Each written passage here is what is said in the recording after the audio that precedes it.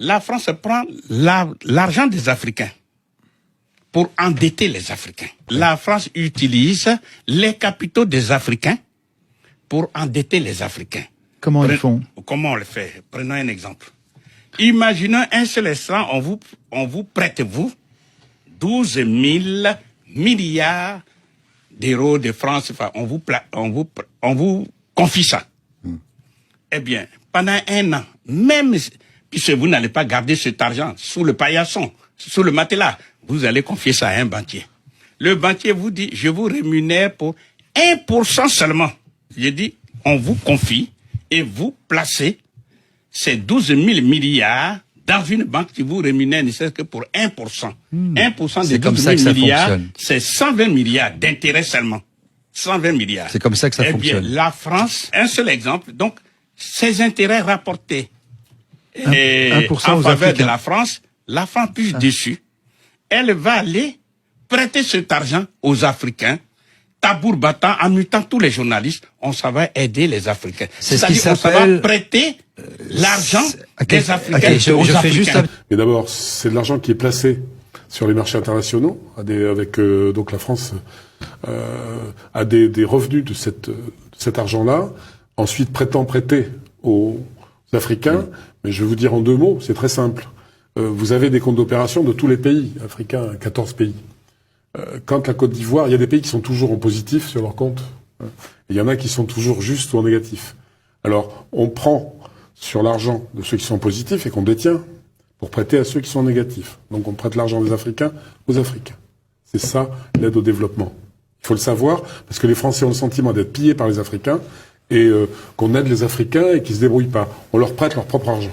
Que ça soit clair, c'est la vérité. Vous citez François Mattei, d'ailleurs, les propos, pour rester en 2 secondes sur le sujet, les propos d'un ancien directeur d'une banque centrale africaine. Il déclare « La France est un nain économique en Europe sans la maîtrise de ce franc CFA ». Donc c'est assez parlant. C'est assez parlant et c'est sans doute vrai, parce que il faut rappeler que le franc CFA était, on va pas remonter à la création du franc CFA. Au début, on a indemnisé les gens qui avaient des esclaves dans les colonies. On leur a donné de l'argent.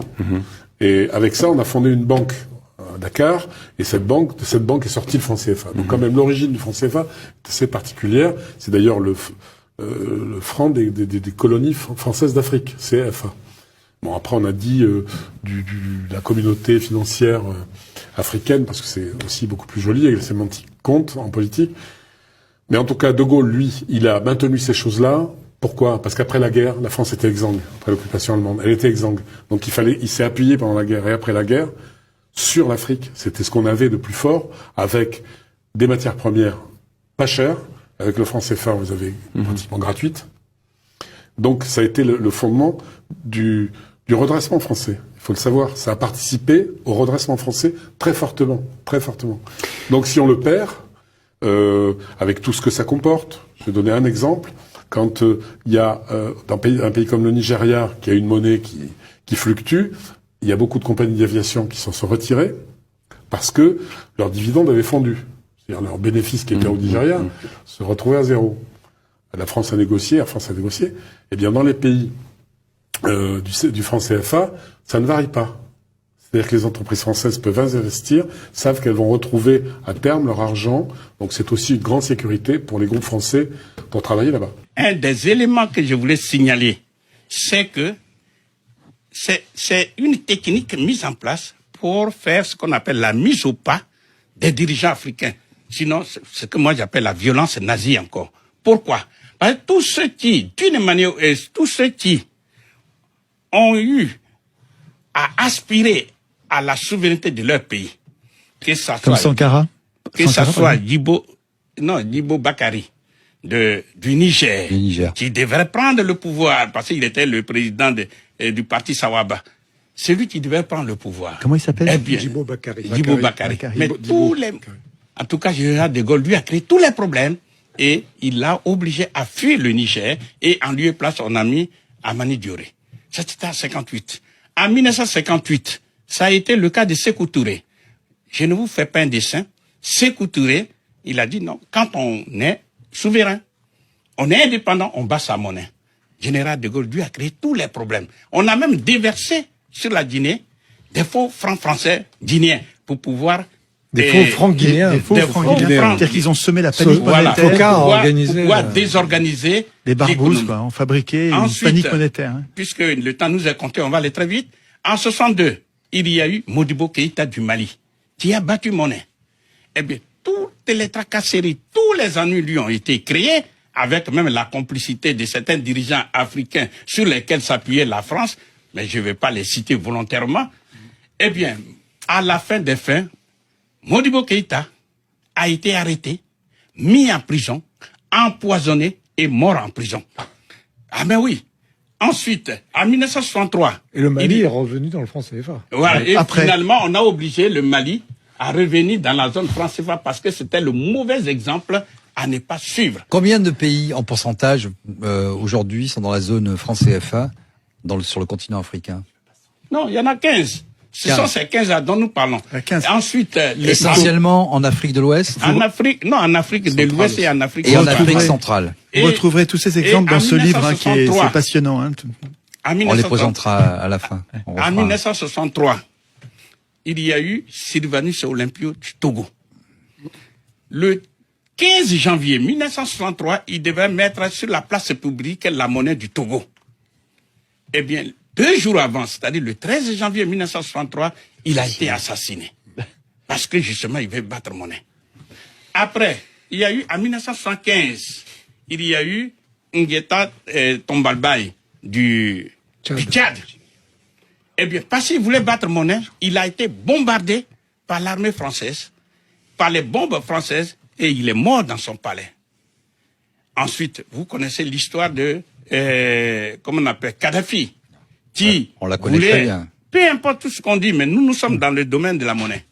Il voulait créer la monnaie africaine, c'est-à-dire la Banque centrale africaine avec la monnaie africaine. Par voie de conséquence, le franc CFA allait disparaître. Vous savez ce qui est arrivé. Et enfin, je prends le cas du président Laurent Gbagbo de Côte d'Ivoire. Rappelez-le, s'il vous plaît, ce qui s'est passé à Kadhafi, parce Non, qu'il y en a mais peut-être qui... Non, tout le mais monde le sait. il a Tout le monde été le sait. assassiné. Le cas du président Laurent Gbagbo. Comme on voulait absolument que le président Gbagbo ait des problèmes, qu'est-ce qui s'est passé? Eh bien, tout simplement, on a fermé, lors des venues de Paris, on a fermé sans sommation, sans préavis, toutes les banques commerciales qui sont en Côte d'Ivoire. Alors, imaginez un seul instant. Vous êtes un chef d'entreprise. C'est quand, c'est vous en quelle voulez année retirer l'argent. Vous ne Au pouvez moment de la pas, crise. vous ne pouvez quelle pas année payer 2011. ni 2011. les salaires, ni les fournisseurs. asphyxier la En un mot, vous, Vous êtes ruiné.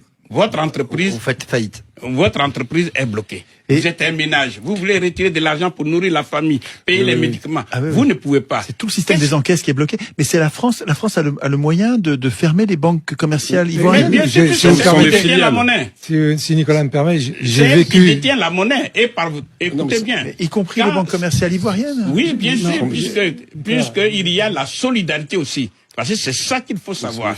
Parce que quand on dit la BCC, c'est bien, et la BNP, la Société Générale, c'est bien la Société Générale, et par commodité, et non, pas par solidarité, quand tout simplement, toutes les autres Banques ivoiriennes. commerciales Ouais. ont fermé. Alors, conséquence, hein, Monsieur le ministre, de cette fermeture des banques, l'État de Côte d'Ivoire prend le contrôle de ces banques. Alors, il met des mesures en place. Est-ce que ces mesures-là sont ponctuelles ou, quand vous dites naturalisation, ça veut dire quoi? Qu'est-ce qu'on fait? D'abord, on n'a jamais utilisé le terme naturalisation. Nationalisation. On a pris ni nationalisation. On a pris le contrôle de ces banques par une participation totale et complète dans le capital Ça veut dire de quoi? ces entreprises. En plus simple. Ça veut dire qu'en termes clairs, ce sont des sociétés d'État par transfert de propriété. Comme on Entre- dit à Bobo, c'est pour nous. Voilà, c'est pour l'État de Côte d'Ivoire, c'est pour Ça les va plus Ivoiriens. changer. Nationalisé, monsieur le ministre. C'est déjà décidé. D'accord, Ça ne bougera plus. d'accord. Cette décision est irréversible. Très bien. Et donc, je vais dire, dans un pays, vous savez, le président de la République n'a jamais voulu même, il n'a jamais pensé prendre une telle décision. Il y a été Jamais. contraint. Mais monsieur Même le pas- porte-parole, C'est-à-dire que on l'a amené à prendre cette décision. Ce n'est pas une si mauvaise chose, hein, monsieur. Évidemment, ce n'est pas une mauvaise chose. Voilà. Les deux banques, c'est-à-dire quand vous prenez la BCC et la SGBCI, ça concentre pratiquement 28%, 30% des déposants en Côte d'Ivoire. Donc c'est la plus grosse partie. Qui peut le plus en quelque temps, peut le moins en, je dis, 10 fois moins de temps. C'est pour ça que nous avons décidé d'attaquer les plus gros. C'est une question de stratégie et de tactique. Et lorsque nous aurons lancé, aujourd'hui, depuis un certain temps, la BCC, je crois depuis hier, la BCC est ouverte au public. Eh bien, d'ici la fin de la semaine prochaine, avant le 15, eh bien, la SGBCI, siège central, cela s'entend, sera ouvert au public. Mais entre-temps, nous sommes en train de préparer des décisions pour les autres banques. Et nous discutons naturellement avec les Ivoiriens qui travaillent dans ces banques pour voir concrètement quelles sont les dispositions. Nous avons des réponses. Très bien. Dans peu de temps, eh bien, les Ivoiriens découvriront ces réponses-là.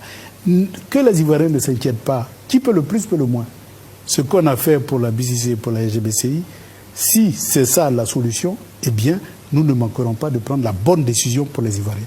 Parce que ce qui nous intéresse aujourd'hui, c'est avant tout l'intérêt supérieur du peuple souverain de Côte d'Ivoire. C'est ça qui nous intéresse. Le reste, ça ne nous intéresse pas. Et je me demande aujourd'hui, si pas extraordinaire, la France revenait à revoir sa position, est-ce que l'État ivoirien peut décider de lui rétrocéder ces banques-là? Qu'est-ce qui va se passer? Vous savez, pour le moment, on a pris une décision, je dis ferme et irrévocable, parce que relevant de la souveraineté de l'État de Côte d'Ivoire. Eh bien, les discussions qui peuvent s'engager, eh bien, ça sera peut-être d'autres discussions. Mais le préjudice que le peuple de Côte d'Ivoire a subi, il y avait des Ivoiriens qui avaient des parents à l'hôpital, qui ne pouvaient plus prendre de l'argent. Il y avait des Ivoiriens qui avaient tout leur argent dans ces banques, qui n'avaient même pas 5 francs sur eux, qui ne peuvent même pas payer leur loyer. Mais tout ce préjudice-là que les Ivoiriens ont subi, vous croyez qu'on est prêt à retourner dans le passé pour que dans quelques années les Ivoiriens vivent ce même sort?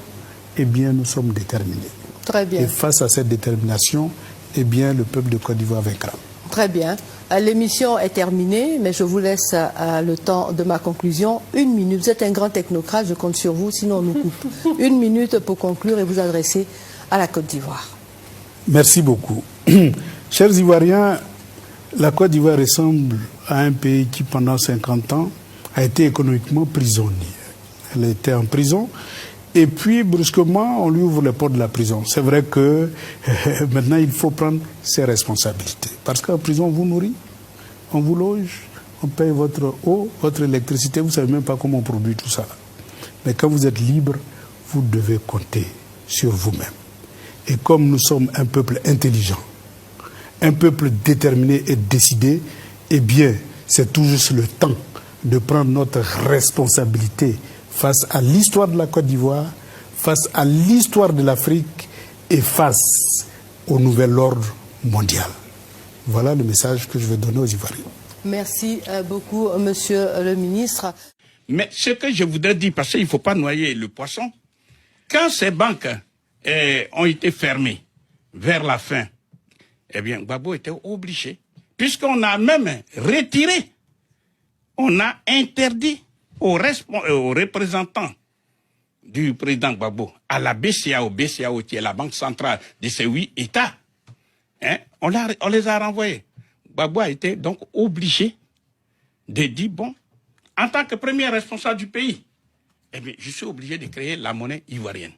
Et selon Kone Katina, le ministre du budget de l'époque, il dit au plus tard, le 15 mai. Quelle année? 2011. Eh bien, on devrait voir la monnaie ivoirienne en circulation. On a parlé à l'époque de création de la monnaie ivoirienne. Une monnaie ivoirienne indépendante de la France. Est-ce que c'est vrai qu'elle était déjà prête, qu'elle aurait été prête le 15 mai s'il n'y avait pas eu les événements du 11 avril? Oui, je suis obligé de dire, si on n'avait pas les événements du 11 avril et que la BCAO continuait de cette façon, le 15 mai, nous avions notre monnaie. Et ça, nous n'avons pas le choix. Nous n'avons même pas le choix. Parce que À un moment donné, nous serions en rupture de coupure d'argent. On en était en rupture de coupure d'argent parce que la BCEAO est alimentée, notre circuit est alimenté à partir de Dakar, qui commande par rapport qui renouvelle. Et la sortie de la masse monétaire en Côte d'Ivoire est énorme, puisque la bancarisation n'est pas forte. C'est-à-dire que les instruments de paiement autres que le numéraire sont très faibles. On n'utilise pas la carte, l'échec, on a peur d'échec, donc tout le monde en espèce. Donc il y a beaucoup de circulation de monnaie. Et le système qui a mis en face en nous assistants, c'était ça, empêcher la BCEAO de pouvoir recycler la monnaie et d'avoir de nouvelles monnaies, de sorte qu'il soit en rupture de monnaie fiduciaire. Et est-ce que cette monnaie ivoirienne pouvait marcher? Ah oui, contrairement à ce qu'on dit, elle aurait pu marcher et totalement marcher. Contrairement à ce que la monnaie ivoirienne, contrairement à ce que les gens pensent. Et je pense que d'ailleurs, avant que je n'aille plus loin, l'une des raisons de la guerre précipitée était celle-là. Les gens savaient. Ils savaient que 15 mai, la Côte d'Ivoire aurait eu sa monnaie. Et alors, ça aurait récupéré entre toute la sous-région. Pourquoi? C'est très simple. Le camp de Burkina vient au port d'Abidjan pour dire je vais faire des opérations. L'opérateur économique burkinabé. Il est obligé d'utiliser la monnaie ivoirienne. Quand le Malien, le Nigérien vient vendre ses bœufs en Côte d'Ivoire, il est obligé d'utiliser la monnaie ivoirienne. Quand sa population burkinabé qui est là, qui opère en Côte d'Ivoire et qui fait la richesse pour exporter vers leur pays, dans lequel la solidarité africaine, pour lequel je suis totalement d'accord, hein. Je ne suis pas pour la solidarité africaine, nous oblige à cela, et c'est la seule façon pour nous en sortir, et le faire en monnaie africaine. Quand vous avez 40% de la masse monétaire qui circule, qui vient d'un pays, forcément, vous détenez 40% de l'économie. Ça veut dire quoi? Que la monnaie que nous allons créer dans les villes, une devise. Forcément, il y a des choses, ou bien les autres nous suivaient, dire, écoute, nous, on adopte cette monnaie. Ou alors elle utilisait comme devise, mais elle s'imposerait d'elle. Le dollar s'impose, c'est un exemple rapidement, s'impose parce qu'il y a l'économie américaine. Puisque tout ce que vous voulez faire, vous le faites en dollars. Donc vous êtes obligé d'avoir du dollar en devise chez vous. Donc la monnaie allait parfaitement marcher. Ça, nous n'avons aucun doute là-dessus. Et le problème que nous aurions eu et pour lequel nous avions dit la solution et la parade, c'était que le gouvernement français refuse de nous rétrocéder notre positionnaire qui était dans leur trésor, qui était de l'ordre de 2 000 milliards de francs CFA. Ça, j'aurais pu, bon, et comme on était dans ce conflit-là, ils auraient pu dire non, nous ne sommes pas d'accord, et puis ensuite, mais nous avons déjà fait l'accord d'eux. Nous avons fait la parole. Donc le 15 mai, s'ils n'avaient pas fait ça, nous étions partis. Et c'est pourquoi ce gouvernement-là, je suis malheureux qu'on n'ait pas laissé ce gouvernement faire ce qu'il a envie de faire pour venir aux Ivoiriens. Le 15 mai, nous avons notre monnaie, et elle avait marché. Eh bien, tout ça, ça n'a pas plu à l'occupant français. Et la France s'est rattrapée sur le plan militaire. Quel mois? Juste combien de temps après? C'est-à-dire, vous avez vu ce qui s'est passé, les bombardements. Et on a quand, bombardé Gbagbo. C'est quand oui. les bombardements? C'est avril? En avril. On a bombardé Gbagbo. 2011. Oui. Mais enfin, attendez, il y a bien un prétexte. Qu'est-ce qu'a dit le gouvernement français pour justifier le bombardement de la Côte d'Ivoire? Non, mais il est évident qu'on vous donnera des faux arguments. Le deuxième pilier de cette France-Afrique, évidemment, on n'aura pas le temps de l'aborder, c'est la présence de l'armée française. Oui. J'aimerais qu'on aborde par exemple le troisième, c'est le choix par l'Élysée des chefs d'État africains. Est-ce qu'ils doivent tous recevoir cette bénédiction élyséenne, sinon malheur à eux? Alors pour la présence de l'armée française, c'est lié à la nomination des chefs d'État. Il faut rappeler. C'est lié dans la mesure où, quand vous avez une armée sur votre territoire qui peut faire ce qu'elle a fait à Gbagbo. Parce que Gbagbo, la porte de la résidence a été cassée à coups de canon par un char sagué français. Bon, c'est pas les rebelles. C'est les Français qui se sont mis devant et qui ont fait exploser la porte, qui sont entrés dans la résidence et qui ont ouvert la route aux rebelles.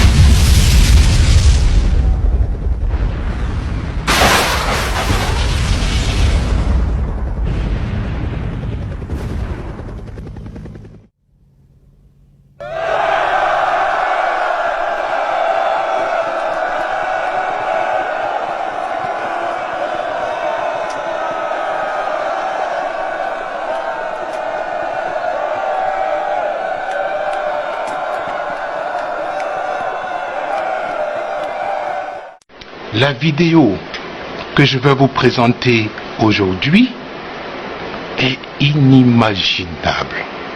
On ne peut même pas penser un moment qu'un président français, Nicolas Sarkozy, peut décider de sa maison de l'Élysée de bombarder la résidence du président Laurent Gbagbo. Les chambres bombardées, la cuisine bombardée, le gazon bombardé, les familles bombardées, la femme, les enfants, les petits-enfants bombardés. C'est inimaginable. Et nous voyons cela avec beaucoup de souffrance.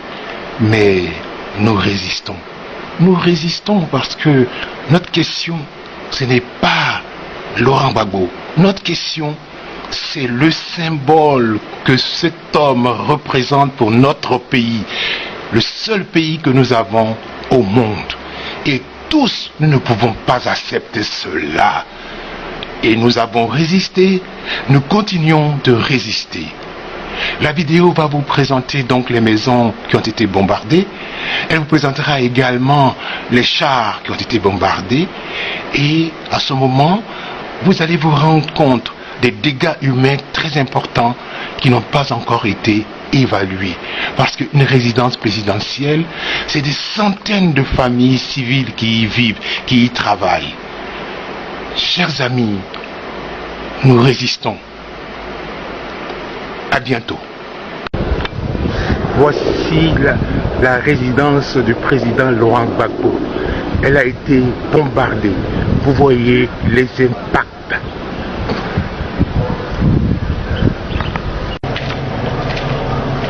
Le marbre a été entièrement foudroyé et concassé. Les véhicules saccagés et brûlés. Voici la signature de la force Licorne, ici à la résidence du chef de l'État. Nous sommes ici à la cuisine.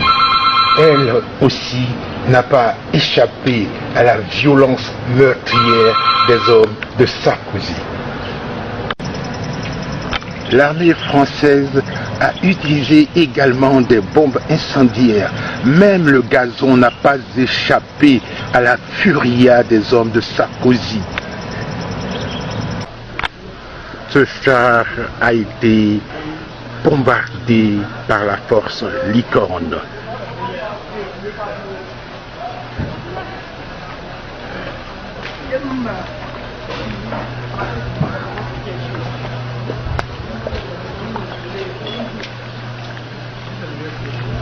C'est à la résidence du président de la République.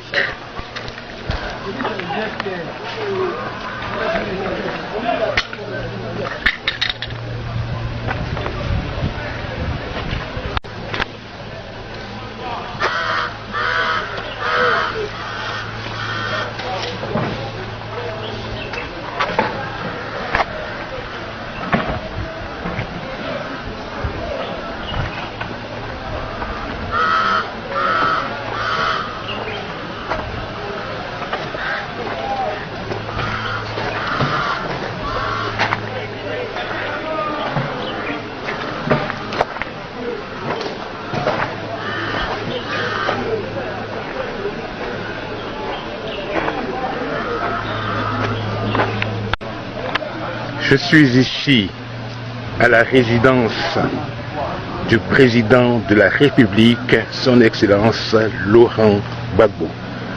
La Licorne, avec ses avions, ont bombardé la résidence hier. Voici, la maison du président a été touchée. Voici les chars qui gardaient l'accès à la résidence. Ils ont été bombardés. La France de Sarkozy est toujours dans la logique de la violence et de la mort. À force de chercher dans le camp militaire de Port-Bouët, nous avons trouvé un Français qui réagisse sans ambiguïté à l'arrestation de Laurent Gbagbo hier. Je pense que c'est très positif et j'espère que ça va permettre aux activités de reprendre très rapidement. D'ailleurs, Ouattara l'a promis que les activités reprennent très rapidement. Et on peut faire confiance à M. Ouattara qui a une haute éducation que M. Gbagbo. Voilà, c'est dit et ce ne sera pas répété. Même si cette opinion est largement répandue chez les ressortissants nationaux, il ne fait pas bon afficher ses préférences. Bonjour, vous ne voulez pas parler? Non. Encore moins son aversion pour l'ancien président, en tout cas face à la caméra. Je voudrais vous dire tout le plaisir que j'ai à être ici, à Kinshasa, et à rendre visite au nouveau président Tshisekedi, parce que je l'ai rencontré il y a peu de temps avec le président Macron à Nairobi, et il avait souhaité que je lui rende visite, et le président Macron a souhaité que je vienne rapidement, ce qui est le cas, et c'est un échange très approfondi que nous avons pu avoir tout à l'heure. J'observe que c'est la première visite d'un ministre des Affaires étrangères français en République démocratique du Congo depuis 7 ans. Et donc, il nous importe de retrouver un bon rythme de partenariat. Et si je devais caractériser la tenue de ces entretiens, c'est le fait que nous voulons ensemble ouvrir un partenariat nouveau entre la République démocratique du Congo et la France. Partenariat nouveau qui s'appuie sur la feuille de route qui vient de vous être lue, qui sera enrichi d'ailleurs d'inflexion dans le domaine de l'agriculture et de l'énergie à la suite des entretiens que nous venons d'avoir. L'ensemble, c'est un programme de 300 millions d'euros sur la durée du mandat du président Tshisekedi. 300 millions d'euros que nous allons mobiliser pour le développement, pour la formation, pour la santé et pour la sécurité, et aussi pour les objectifs globaux que sont la francophonie et la lutte contre le réchauffement climatique, en y incluant désormais aussi, comme je vous l'ai dit, le domaine agricole et le domaine de l'énergie. Et dans cette perspective, une mission française viendra rapidement dès que le gouvernement nouveau sera constitué pour élaborer la méthode et surtout être en situation d'efficacité. Il me semble souvent que les Africains ont peur d'être indépendants. Qu'ils ont peur d'être indépendants. Par exemple, je suis en train d'étudier avec le président Bian comment faire pour créer au niveau de l'Afrique une banque d'investissement. Les Africains ont les moyens d'avoir une banque qui soit totalement indépendante. Bon, on n'est jamais totalement indépendant dans le monde éclaté où nous vivons, mais je veux dire de prendre l'initiative. De prendre l'initiative. Au lieu d'être tout le temps dans une politique de mendicité, nous pouvons prendre des initiatives nous-mêmes. Bon, là-dessus aussi nous sommes d'accord. Donc, aujourd'hui, je pense que notre appartenance à l'Afrique, qui est le continent le moins développé du monde, doit s'exprimer en termes très concrets. Et tant que nous ne prenons pas en main notre indépendance et notre capacité à agir nous-mêmes, nous ne nous en sortirons pas.